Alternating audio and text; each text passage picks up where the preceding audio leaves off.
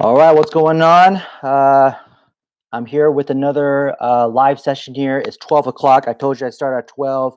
I'm just setting up the rest of my live sessions. I got IG over here. You guys are YouTube on the center. And I'm trying to do my Facebook here. So let me just try to get this going here. For those of you guys who are watching, I'm trying to do these daily live sessions to give you guys a chance to interact with your pastor. I'm a pastor at a church, and so some of my church members are here. But even for anyone who's just trying to look for some connection, because I know we're kind of in lockdown mode right now. And so this is also an opportunity. This is the closest thing that we have right now to be in like a real kind of small group / church gathering setting. And so this is all live. This is live, so we could have real-time interaction, and you guys can write questions and respond to me, things like that, say what's up.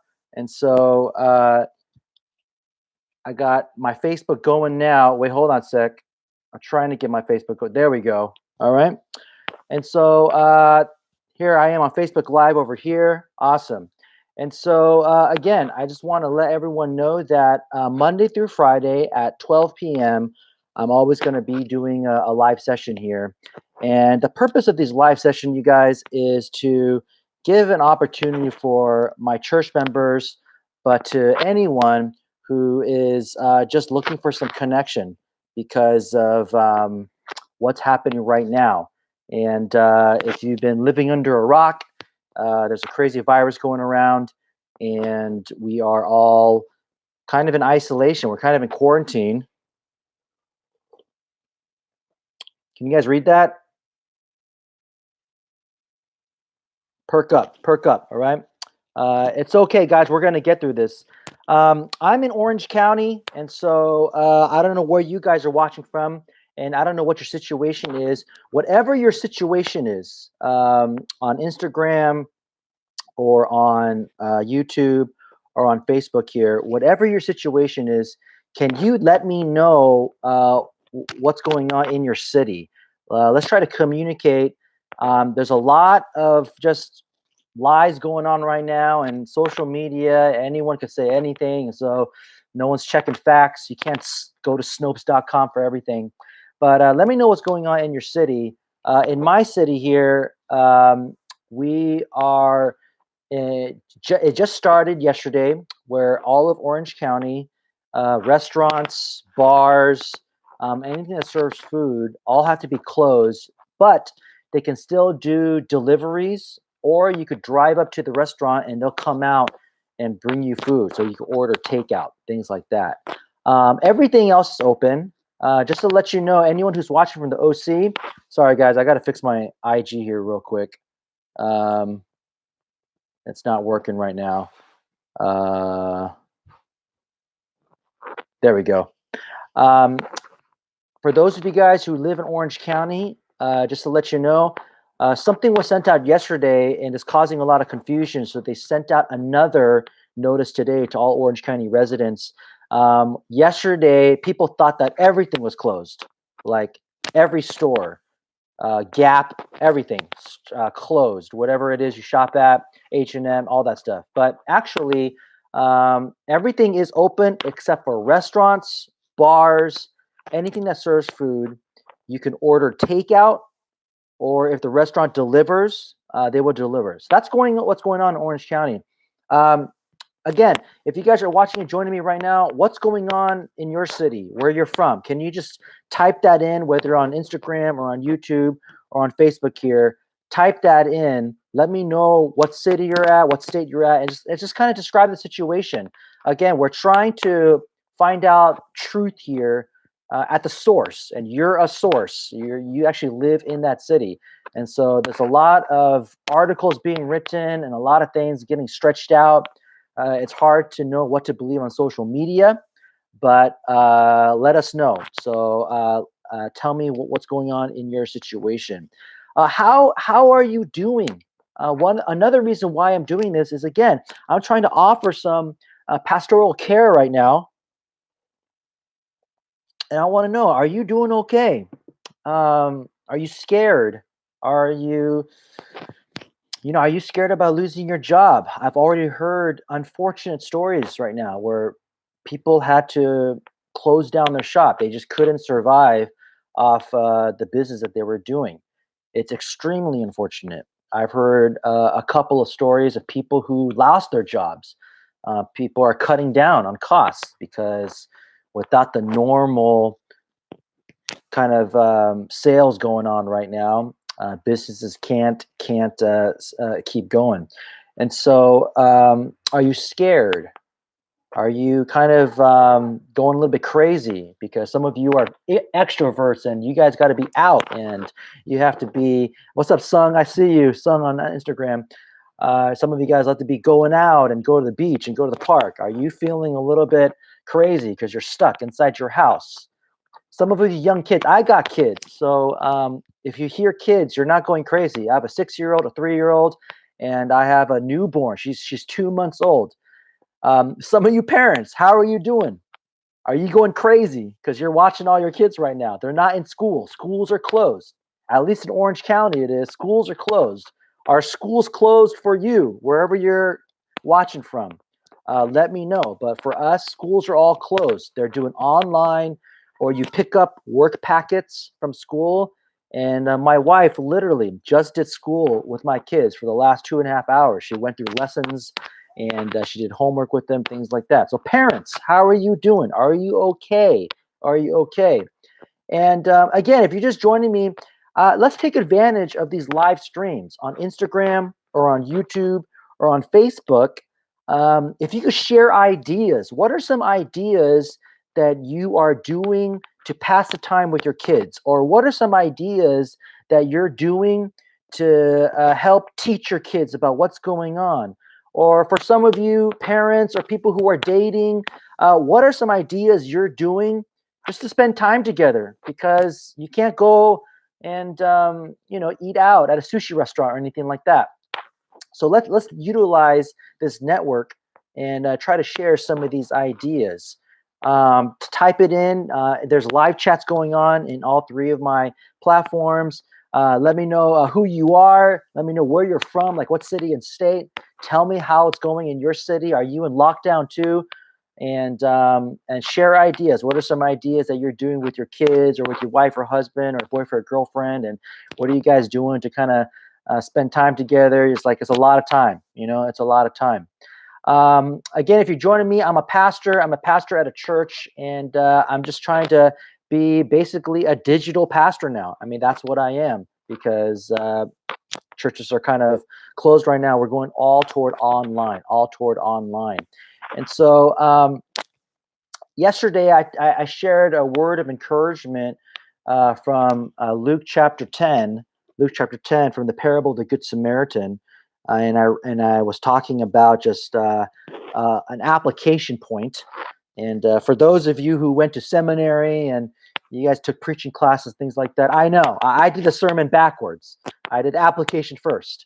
And for those of you guys who have no idea what I'm talking about, usually in a sermon, you kind of want to set up the meaning of the passage, and you kind of want to set up what it means. And then usually you want to end your sermon with application, like, go jog to lose weight or eat more vegetables to get healthy. So I went backwards, I know. So for all my seminarians and pastors out there, I know you guys are probably like just cringing right now, okay? Because you took Dr. Sanuki's preaching class and you're just kind of cringing. That's not what he taught us to do.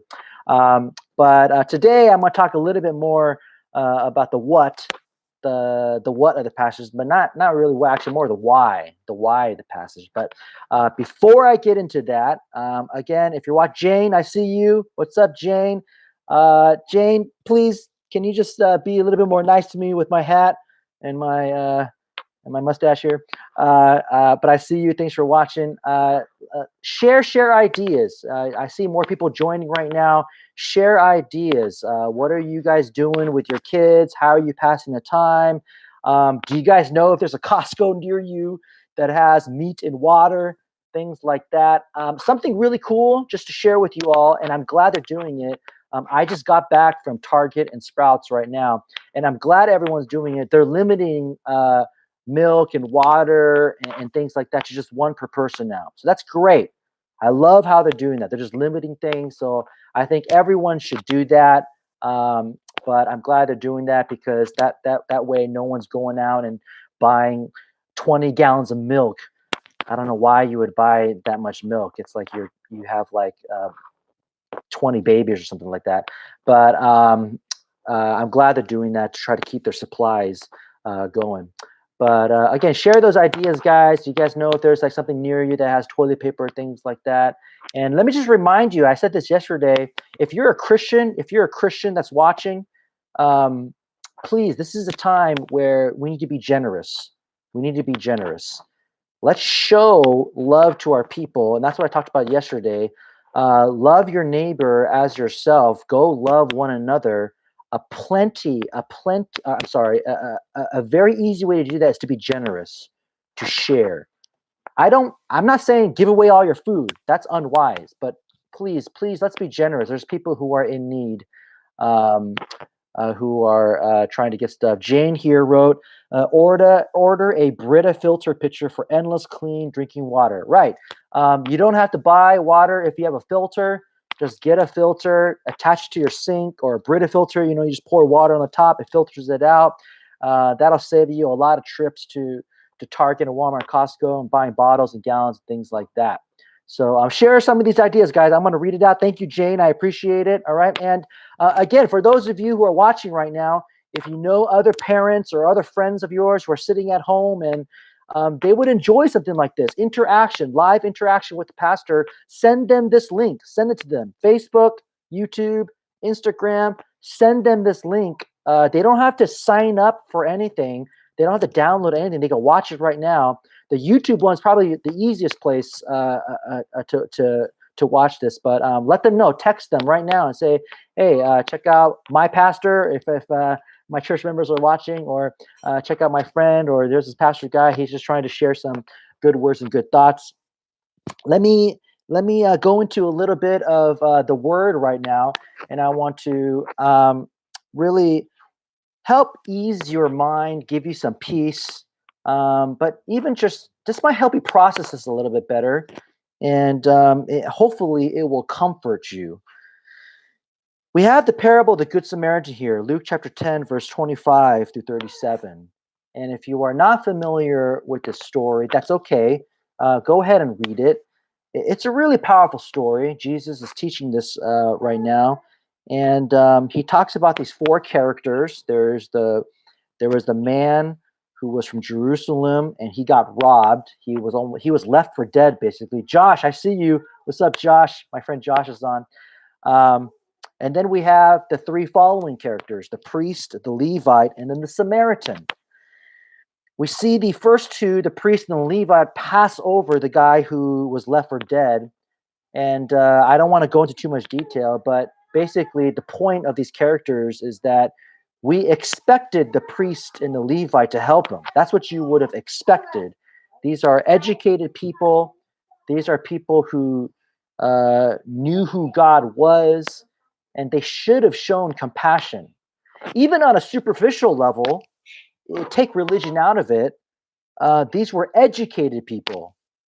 The Levite and the priest weren't savages. These guys were educated. They should have known logically the right thing to do to help him, but they didn't. But the Samaritan did. And that's powerful in the story because Jesus is teaching this to first century Jews, and Jews and Samaritans didn't like each other. So I talked a lot about that yesterday. You can watch my video on YouTube. I have my YouTube video. It records my live stream from yesterday. And so you guys get to check out my channel, www.youtube.com/PJS Center. You can watch my yesterday's live stream, and I talk about why that's important. But let me go into the why of the parable of the Good Samaritan. And the person asked Jesus, or Jesus asked the crowd, which of these three do you think proved to be the neighbor to the man who fell among the robbers? Verse 37, he said, the one who showed him mercy. And Jesus said, you go and do likewise. 28, Jesus actually tells you exactly what this parable is all about. He tells you exactly that this parable is about loving the Lord your God with all your heart, mind, and soul, and loving your neighbor, love one another. I mean, he already told us the answer. So you don't have to know what the point of the story is. He tells you it in the beginning. But let me give you a little bit of the why right now, and I hope this comforts you. I hope this helps you process. And please share this with others, because, you can't assume that everyone's doing okay. This is a very weird time right now, and so share this with others. Here we have this very basic application point, but it gets complex, which is to love people not based on ethnicity or education or wealth or social EQ or IQ. None of that matters. You just go love people. You just go love people. Even love the people that they're hard to love. They're hard to love. Even love the people that society as a whole do not love. And the answer to why should we show love to one another? Why are you telling me to be generous? Isn't this a time where I have to stock up and take care of my family? There's a little bit of truth to that. Again, I've already said this. Don't be unwise. I'm not telling you to give away all your food and water so now you and your family starve. But why? Why should I be generous? Why should I love? And this story is centered, as most of the parables and all of Jesus' teachings are, it's centered in the gospel itself. And if you're watching this right now, you're not a Christian, I hope you could hear me out. I'm not judging anyone right now. God already does that. God already judges everybody. And I got love for you. If you're watching right now and you're not a Christian and you believe in other things, I want to let you know that I love you. I love you. That's true. That's true.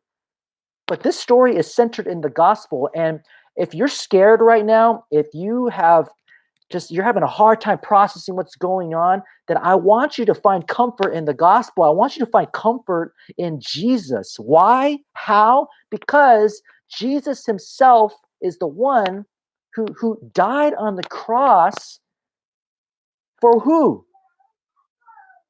For what? I mean, let's think about this. Jesus died as an innocent man.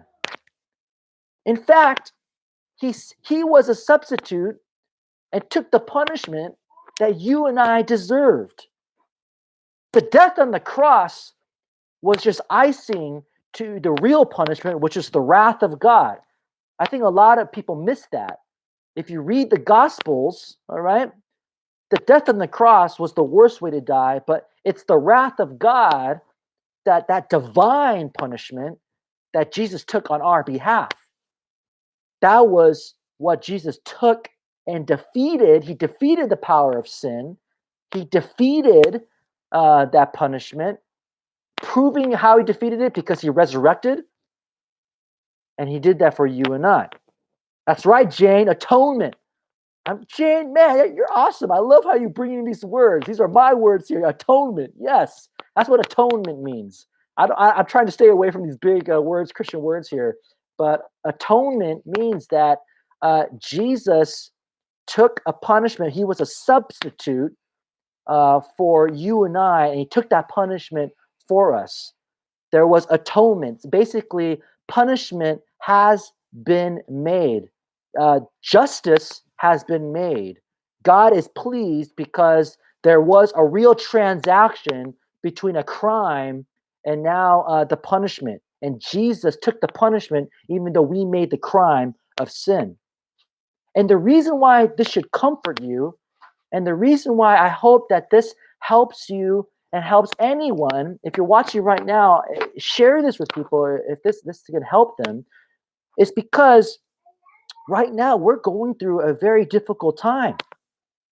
We're going through a very difficult time right now. Schools are closing. There's no supplies in the markets. People are scared. I'm really afraid for my parents. My parents are in Washington. I don't know if you guys know, but Washington has, I think, the highest number of cases of COVID-19. My parents live in Washington, and my parents are old. And I really do mean that. They're old. Like my dad is 70 something. I don't even know how old my dad is. I know. I'm terrible. But I'm scared for my parents. What if they get COVID-19? The elderly, they're not doing well with this virus. And I always come back to the gospel. I come back to the gospel. And the gospel comforts me and gives me hope because I know that we live in a broken world. This world is broken. That's my wife, if you guys saw her forehead. Um, this world is broken. This is not our home. This is actually a transition place for us to get to our real home, which is heaven.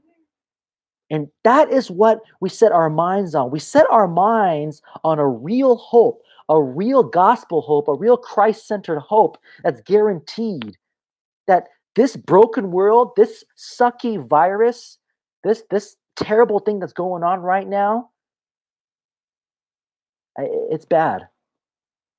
But what helps us to persevere, what helps you endure is thinking about gospel hope, Jesus Christ, the gospel message, because we know that this is just a temporary place, a temporary broken world that we must live in and get to our real home. And I hope this comforts you because right now you're suffering, maybe you are down on supplies. Maybe you just did lose your job. Maybe there's someone in your family that has COVID-19. And you're asking this question: why does God do this? Why is God allowing this to happen? And you're not going to like this answer, but I have two answers for you. I'll give you the first one. The first one, there's real theological truth to this, and that is I don't know. I don't know. And the reason why that's a good answer, but that's a good answer that you don't like, and the reason why that's a good theological answer is because I'm not God. You're not God. No one here knows everything that God knows because God is divine and he thinks about a billion thoughts every time we think about two thoughts. So the answer to that question is like, how should I? I don't know. I'm not God. I'm not this guy, this mastermind who he knows everything in the future, past, and present at the same time. And the reason why that comforts me is because I don't have to know. I don't have to know because I know God's in control. I trust that God's in control. And it's unfortunate. There's a bunch of stuff I wish wasn't happening and didn't happen in the past. But I have to trust that God's in control and God is God and God thinks about a billion things every time I think about one thing. And he's moving along with his plan. He's moving along with his plan. So here's the second answer. The first answer was like, I don't know, because I don't know what God is thinking. But the second answer to why is God doing this is we live in a broken world. God is trying to get more and more people to know Jesus. So as we go through the suffering of this broken world, as we experience things like COVID-19, as we are going through terrible, unfortunate, tragic things, may that give us more of a drive. May that give us more motivation. That's the better word I'm looking for, to go tell people about Jesus. Because this world is dying. It's dying. And I'm not talking about climate change, okay? I'm not talking about all the plastic that's in the ocean. This world is dying and it's going to die. And it's okay that it dies because we're going to go to our real home in the future. Now, don't take me out of context. I recycle. I'm not trying to kill the earth, and I do care about climate change and things like that. So please don't take me out of context and misinterpret what I'm saying. But what I'm saying is this is a broken world. God knows it's broken. This is why he wants us to share Jesus with people. He wants us to evangelize. He wants us to evangelize. And every time we go through something like COVID-19 or a war or personal tragedy, like maybe you lost someone in your family, every time you experience that, I want you to think about what Jesus experienced. I want you to think about what Jesus did for you.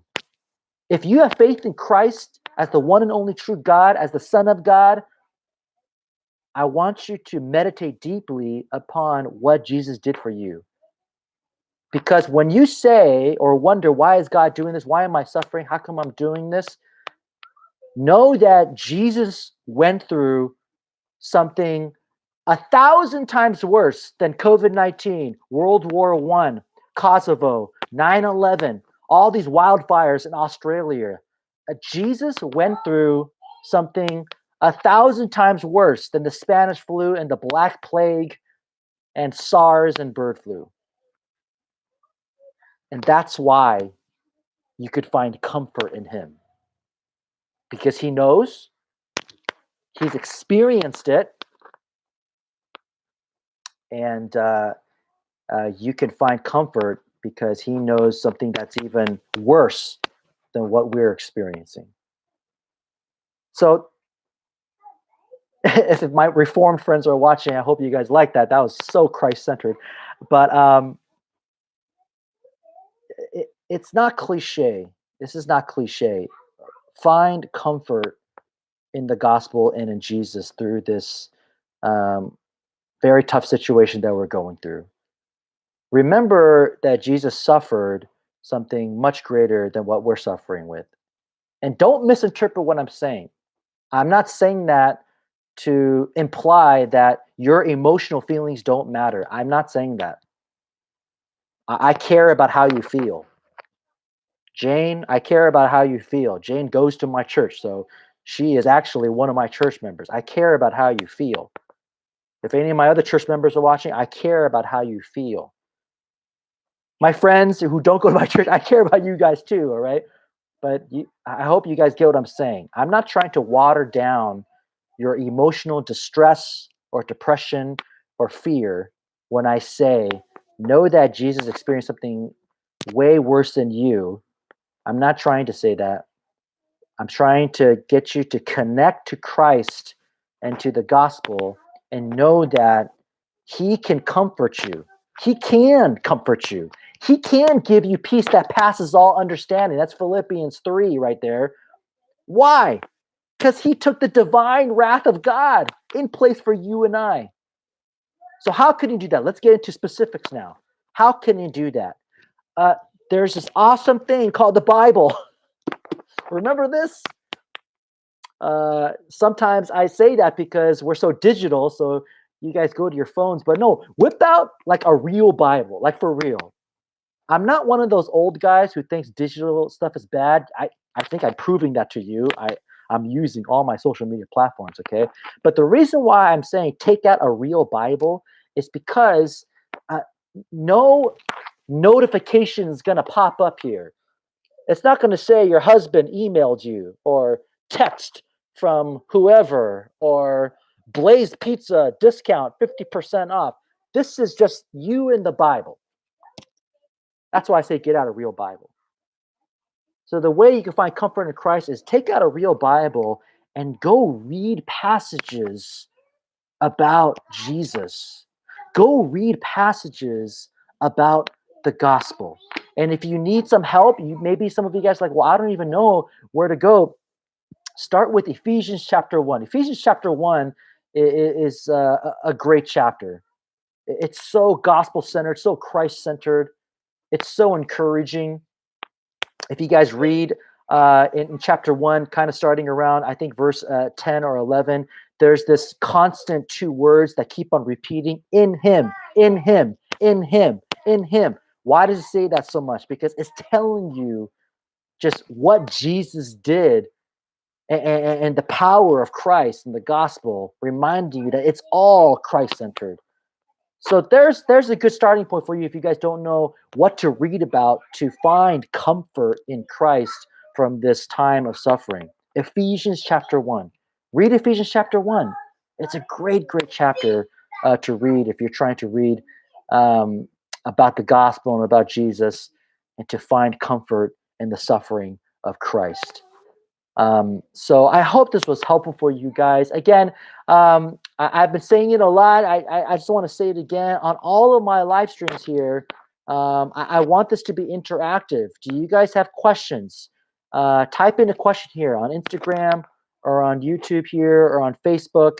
Obviously, if the live stream ends, I can't answer it on the video. But if you have a question, type it in right now. Let's get some dialogue going. And so, Sung or Jane or Josh or whoever's watching here on YouTube, there's a live chat button on YouTube right here on this side or one of the sides. I don't know. If you click on that, you guys could chat and ask me questions. But are there any questions that you guys have? Is there anything that you guys maybe want me to address tomorrow? I'm going to do this every day, you guys. Every day, Monday through Friday, 12 p.m. So, is there other things that you guys would love for me to cover? Let me know. I'm gonna try my best to use this 12 to 12:30 live session as updates and a place where we can network and help each other out, but also, of course, to share an encouraging thought from the Word, from the Scriptures. And so, let me know some ideas, or what do you guys want to think about, or what do you guys want me to talk about? And so, any questions? Anyone have any questions here from my Facebook Live or from YouTube or from my Instagram? Anyone got any questions? I'm going to give you some time right there. Just to let you know, coffee. Yes, that's my daughter. She's eating lunch. um, just to let you know, tomorrow I'm going to start going to another part of the Bible, and I'm not going to tell you.